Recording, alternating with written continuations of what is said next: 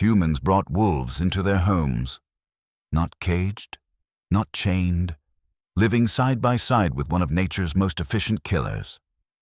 Every alien species in the Galactic Council thought this was suicide. But humans didn't just survive. They turned those wolves into something far more dangerous. Today, dogs outnumber humans in some regions by millions. They're in our homes, our military bases, our hospitals, and every single one traces back to an apex predator. The Council demanded an explanation. What they heard changed everything they thought they knew about Earth. Because humans didn't conquer dogs through force. They didn't use advanced technology or genetic engineering. They did something far more unsettling. Something that made the Council realize they'd completely misunderstood humanity's true danger level. Here's what terrifies them most. Dogs can detect cancer before medical scanners. They can smell fear, aggression, and emotional states across a crowded room. Their bite force exceeds 300 psi in larger breeds. That's enough to crush bone, and humans convinced them to be our partners, not servants, not slaves. Partners who would die protecting us. The Galactic Council has 3 questions. How did humans domesticate an apex predator? Why do these creatures show absolute loyalty to a species weaker than them? And most disturbing of all, what does this reveal about humanity's actual capabilities? The answers aren't what you'd expect. They're far more strategic, far more calculated, and far more representative of why humans might be the most dangerous species in the galaxy. Let me show you exactly how this happened. The Galactic Council meets every orbital cycle to discuss emerging civilizations. Most presentations are routine. Ambassador Tyrell from Earth was scheduled for a simple cultural exchange. Standard protocol for newly inducted species. Nobody expected what came next. Tyrell entered the chamber with a German shepherd named Atlas. The room went silent. Council members from 17 different worlds stared at the creature beside him. Pointed teeth, powerful jaws, predator eyes tracking every movement. Representative Zixlar from Proxima B spoke first. Ambassador, why have you brought a dangerous carnivore into this chamber? Tyrell smiled. This is Atlas. He's a working dog. He's been with me for 6 years. Confusion rippled through the council. On Zixlar's world, predators were either extinct or contained in maximum security facilities. The idea of cohabitation was incomprehensible. On Kepler 442b, apex predators were monitored by orbital defense systems, and here stood a human with one sitting calmly at his feet. You've domesticated a hunter, another representative asked. 30,000 years ago, Tyrell replied. The number didn't register at first. Then it hit, 30,000 years before humans had spaceflight, before they had computers, before they even had written language. Somehow, humans had convinced wolves to abandon their wild nature.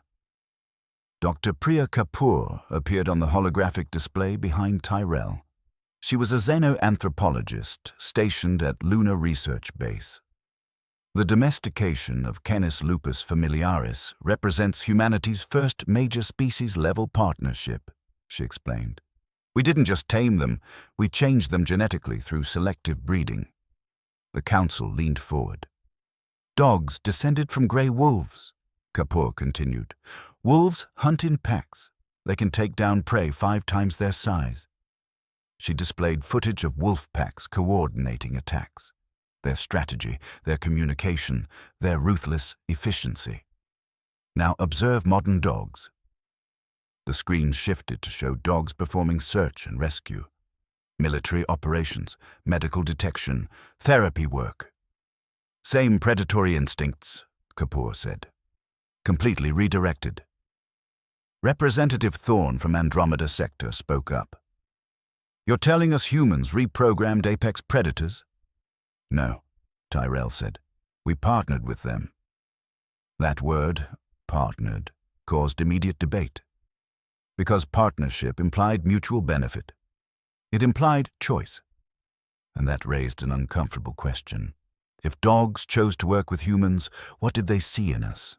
What made a species of hunters decide humanity was worth protecting? Now here's where things get really interesting. "Let me demonstrate something," Tyrell said. He pulled out a sealed container. Inside was a blood sample marked Kepler 442b origin. It belonged to Councillor Venn, who had authorized the demonstration. Tyrell opened the container. Atlas immediately stood. His nose worked the air for 3 seconds. Then he walked directly to Councillor Venn. Saturday. Stared. The council chamber erupted. "Your creature identified biological markers from airborne particles?" Zixlar demanded. "In under 5 seconds, Tyrell confirmed. "Dogs have 300 million olfactory receptors. Humans have 6 million. The numbers were staggering, but the implications were worse. Atlas hadn't just smelled something. He'd identified it, tracked it, located the source in a room with 47 different species, each with unique biochemistry. "The record for canine scent detection is 12 miles, Kapoor added from the display. "In optimal conditions, trained dogs can identify specific humans from that distance. 12 miles. Through wind, weather, competing scents. We use dogs to detect explosives," Tyrell continued. "Narcotics, missing persons, diseases." He pulled up medical data. "Dogs can smell cancer, diabetes, Parkinson's disease." "Before your medical equipment." "Years before. Dogs have detected tumors 18 months ahead of imaging technology." The council members exchanged glances. On most worlds, this level of biological detection required lab equipment, expensive equipment that couldn't move, couldn't adapt, couldn't operate in field conditions. Humans had mobile biosensors. Living ones. That ate table scraps and worked for affection. "But detection is just the beginning," Tyrell said. He showed footage of military working dogs. Belgian Malinois jumping through windows. German shepherds taking down armed combatants. Dogs rappelling from helicopters. "These dogs deploy with special forces," Kapoor explained.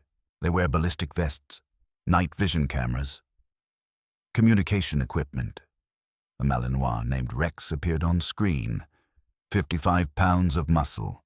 He'd completed 3 tours in hostile territory, 27 confirmed enemy detections, 0 friendly casualties on his watch. Rex located an improvised explosive device that would have killed 12 soldiers, Tyrell said. He found it by scent, from 30 meters away. The footage showed Rex digging frantically at a roadside embankment. His handler called him back. Bomb disposal teams moved in. They found military-grade explosives buried 18 inches underground, in a sealed container, wrapped in plastic, and Rex had smelled it through all of that. "How is this possible?" Thorne asked. "Evolution," Kapoor replied. "And human intervention." She displayed a genetic timeline. Wolves evolved as pursuit predators. Their sense of smell evolved to track prey across vast distances. Humans didn't remove that ability, we enhanced it. Through selective breeding, we amplified specific traits. Dogs that showed stronger scent abilities were bred together. Over thousands of generations, we created specialists. Bloodhounds for tracking, beagles for detection, German shepherds for versatility. "And they chose to cooperate?" Zixlar asked. "Every single day," Tyrell said. He gestured to Atlas. "Atlas could abandon me right now, walk out that door, survive in the wild. He has all the instincts, all the physical capabilities. But he won't. Because 30,000 years ago, wolves and humans made a deal." The room went quiet. "Protection in exchange for resources," Tyrell explained. "Loyalty in exchange for partnership. It wasn't domination. It was collaboration." Representative Kale from Sirius B spoke carefully. "On my world, we have creatures that serve us, but they're controlled through neural implants. You're saying dogs serve willingly?" Not serve, Tyrell corrected. Work alongside. He showed footage of search and rescue operations. Dogs digging through earthquake rubble, finding survivors by scent, working 16-hour shifts without complaint. After Hurricane Maria hit Puerto Rico, rescue dogs located 73 people, Kapoor said. They worked in conditions that destroyed electronic detection equipment. Heat, humidity, structural instability. The dogs didn't care. They had a job. But if you think that's crazy, wait until you hear this. Dogs don't just detect things, Tyrell said. They read us. He pulled up neurological studies. Brain scans of dogs listening to human voices.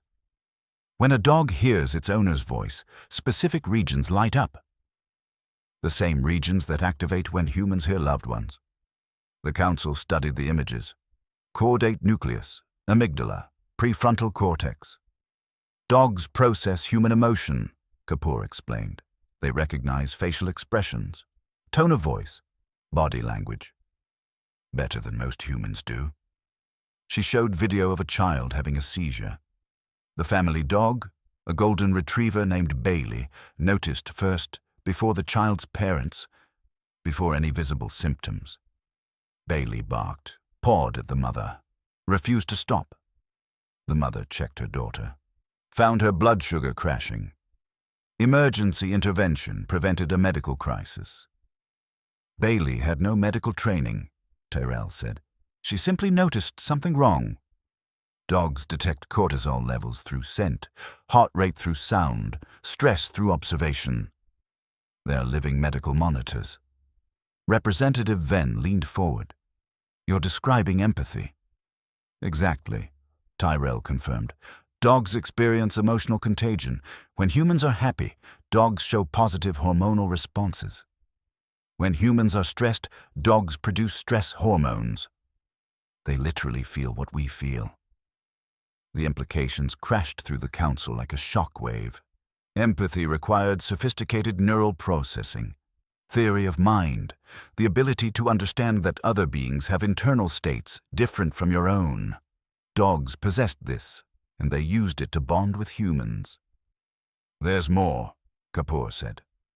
She displayed footage of a veteran named David Torres. He sat alone in a sparse apartment, hands shaking. A service dog named Duke sat pressed against his leg. Torres has PTSD, Kapoor explained. Duke monitors his cortisol levels constantly. When they spike, Duke interrupts. On screen, Torres started showing signs of panic. Breathing accelerated, pupils dilated. Duke immediately climbed into his lap. 60 pounds of dog forcing Torres to focus on him. The veteran's hands gripped Duke's fur. Breathing slowed, panic attack prevented. Duke does this 12 to 15 times per day, Tyrell said. He's not programmed. He's not receiving commands. He simply knows when Torres needs help, and provides it. The council chamber was silent. On Proxima B, emotional support required therapy sessions with trained professionals. On Kepler 442b, they used pharmaceutical interventions. Humans had dogs. The partnership goes both ways. Tyrell continued. Dogs receive food, shelter, medical care. Humans receive protection, companionship, and specialized services. But it's deeper than transaction. He showed studies on oxytocin levels, the bonding hormone. When humans and dogs made eye contact, both species produced oxytocin, the same chemical response as parent-child bonding. We're neurologically wired to connect with them, Kapoor said, and they're wired to connect with us. It's interspecies attachment at a biological level. Thorne spoke carefully. On my world, we have AI assistants. They perform similar functions: detection, analysis, emotional support. But they're tools. Are you suggesting dogs are not tools? Dogs are family, Tyrell said flatly. In 78% of dog-owning households, dogs are considered full family members. Humans spend billions on dog healthcare, dog food, dog comfort. We modify our homes for them, our schedules, our lives. He showed images of dogs sleeping in beds, dogs with birthday cakes, dogs in family photos. This is insane, Zixlar muttered. This is partnership, Tyrell countered. Dogs gave up independence, humans gave up resources. Both species benefited. Both species changed. Kapoor displayed genetic data. Humans developed increased oxytocin sensitivity. Dogs developed enhanced communication abilities. We co-evolved. Dogs learned to follow human pointing gestures. No other species does this naturally. Wolves don't, chimpanzees don't. But dogs understand when a human points at something, because they evolved to read us. This brings us to the most shocking discovery of all. Why do you keep dogs in military installations? Representative Kyle asked. The question hung in the air. Tyrell's expression shifted. Because dogs can do things technology cannot. He pulled up classified footage, cleared for council viewing only. A special operations team in an undisclosed location. 6 soldiers. 1 dog. Belgian Malinois named Raven. This mission required infiltration of a compound, Tyrell explained. Thermal imaging detected 12 hostiles. Electronic surveillance showed standard patrol patterns. But something felt wrong. The team paused outside the compound. Raven went rigid, ears forward, hackles raised. Low growl. The handler made a hand signal. The team stopped advancing. Raven detected something surveillance missed, Kapoor said. Hidden hostiles. 23 of them. Waiting in ambush positions. The team repositioned, called for backup. Avoided a massacre. Raven saved 12 lives, Tyrell said. She sensed intent. Human technology detected bodies and heat signatures. Raven detected threat. The Council absorbed this. Threat detection required more than just identifying presence. It required understanding behavior, recognizing patterns, anticipating action. Dogs read micro-expressions, Kapoor explained. Muscle tension, breathing patterns, chemical signatures of adrenaline and aggression. They process thousands of subtle cues simultaneously and make split-second decisions. Thorne leaned back. You've weaponized empathy. We've partnered with creatures that understand violence, Tyrell corrected. Dogs descended from pack hunters. They understand coordinated attacks, ambush tactics, territorial defense. But 30,000 years with humans taught them something else. Discrimination. He showed footage of police dogs. Attack commands versus whole commands. Dogs that could bite with 300 psi force, or simply hold someone in place without breaking skin. That's controlled aggression, Kapoor said. Dogs can be lethal, but they choose restraint. Because humans taught them the difference between threat and non-threat. Between enemy and bystander. Representative Venn spoke quietly. On my world, this level of behavioral control requires cybernetic augmentation. Neural overrides. You're achieving it through training? Through relationship, Tyrell said. Dogs don't obey because they're programmed. They obey because they trust. He showed a training session. Handler Elena Rodriguez working with a young German shepherd named Storm. No shock collars, no punishment, just repetition, reward, communication. Storm is learning to detect explosives, Tyrell explained. Not through fear, through play. On screen, Storm found a training explosive, sat beside it. Rodriguez gave him a toy. Storm's tail wagged so hard his entire body moved. He's having fun, Zixlar said, confused. Exactly, Tyrell confirmed. Dogs work because they want to. Because succeeding makes them happy. Because their partner celebrates with them. The psychological sophistication was staggering. positive reinforcement, intrinsic motivation, social bonding. We have created a species that finds joy in helping us, Kapoor said. That's not domination, that's mutualism. But the Council saw something else. Something terrifying. If humans could forge this kind of bond with apex predators, if they could inspire loyalty, this absolute, what could they do with other species? Thorn voiced what everyone was thinking. How many other species have you partnered with? Tyrell smiled. Horses, cats, falcons, dolphins. We've worked alongside other species for thousands of years. Each relationship different, each mutually beneficial. But dogs are special because they chose us first. He displayed archaeological evidence, ancient burial sites, humans and dogs interred together, 30,000 years of shared history. Dogs guarded our camps when we were vulnerable, Tyrell said. They helped us hunt when we were weak. They warned us of danger when we had no technology. And in return, we protected them, fed them, healed them, loved them. The word loved hit the Council hard, because love implied equality, not dominance, not subjugation, partnership. So what does all this mean for us today? The Council chamber remained silent for a long moment. Representative Zixlar spoke first. You're asking us to accept Earth into the Galactic Council. But you've just demonstrated something deeply unsettling. Tyrell waited. You've shown us that humans form alliances with predators, Zixlar continued, that you inspire loyalty through relationship rather than control. That you've been doing this for 30,000 years, before you had any advanced technology.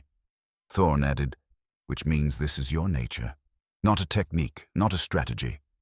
This is how humanity operates. Tyrell nodded slowly. Humans are social creatures, he said. We form bonds, build communities, create partnerships. It's what allowed us to survive. Kapoor's hologram shimmered. Earth is a harsh world, she explained. Predators, diseases, environmental hazards. Humans didn't survive by being the strongest. We survived by cooperating. First with each other, then with other species. She displayed data on human cooperative behavior, pack hunting strategies, resource-sharing protocols, complex social hierarchies based on trust rather than force. Dogs recognize this in us, Kapoor said. Wolves are pack animals too. They understood cooperation, loyalty, shared purpose. So when ancient humans and wolves encountered each other, they saw potential. Not as predator and prey, as potential packmates. The Council processed this.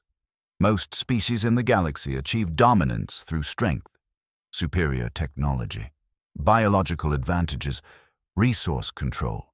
Humans had done it through alliance. What are the implications for the Council? Venn asked. Tyrell considered carefully. Humans will form relationships with other species, other civilizations. It's what we do. We'll seek partnerships, trade agreements, cultural exchanges. And yes, sometimes alliances. Kyle leaned forward. Military alliances? If necessary, Tyrell said, but preferably economic and scientific partnerships. Humans benefit most when everyone benefits. That's how we domesticated dogs. Mutual advantage. Representative Thorn pulled up Earth's entry proposal. You're offering medical technology, agricultural innovations, cultural exchange programs. All collaborative ventures, Tyrell confirmed. We could hoard our knowledge. But we've learned that sharing creates better outcomes. Dogs taught us that. The statement was so simple, it was profound. 30,000 years of partnership had shaped human philosophy. Cooperation over competition, alliance over dominance. But there's a danger, Zixlar said. What happens when humans don't get cooperation? The question everyone was thinking. Tyrell didn't dodge it. Humans can be fierce when threatened, he admitted. We have dogs that can tear through armor. Military forces that coordinate like wolf packs. Technology built through centuries of innovation. But conflict is expensive. In resources, in lives, in future opportunities. We prefer partnership. He gestured to Atlas. Dogs could have remained wild, could have stayed wolves. Humans could have stayed in caves, small tribes, constant warfare. Instead, both species chose cooperation. And both species thrived. The mathematics were undeniable. Earth's dog population, over 900 million. More than any wild canine species. Dogs lived longer, had better health care, faced fewer threats. Humans gained incomparable allies. Detection capabilities, emotional support, physical protection. Both species won. That's the model we bring to the Council, Tyrell said. Find mutual benefit, build trust, create lasting partnerships. Kapoor added research data. Human civilizations that adopted dogs developed faster. Better agriculture, improved security, enhanced quality of life. The partnership accelerated human development. We can do the same for the Council. Representative Venn studied Atlas carefully. Your dog. He would die for you. Without hesitation, Tyrell said quietly. And you would die for him. Without question. The exchange of absolute loyalty. Not forced, not programmed. Chosen. That's what frightens us, Venn said. Not your weapons, not your technology. Your ability to inspire that kind of devotion. Tyrell met his gaze. Then let me offer you this. Join us in partnership. Not as a master and servant, as allies. The same way humans and dogs built their relationship. Through trust, through mutual benefit, through choosing each other. Before we wrap up, there's one final thing you need to know. Ambassador Tyrell walked to the center of the council chamber. Atlas followed without command.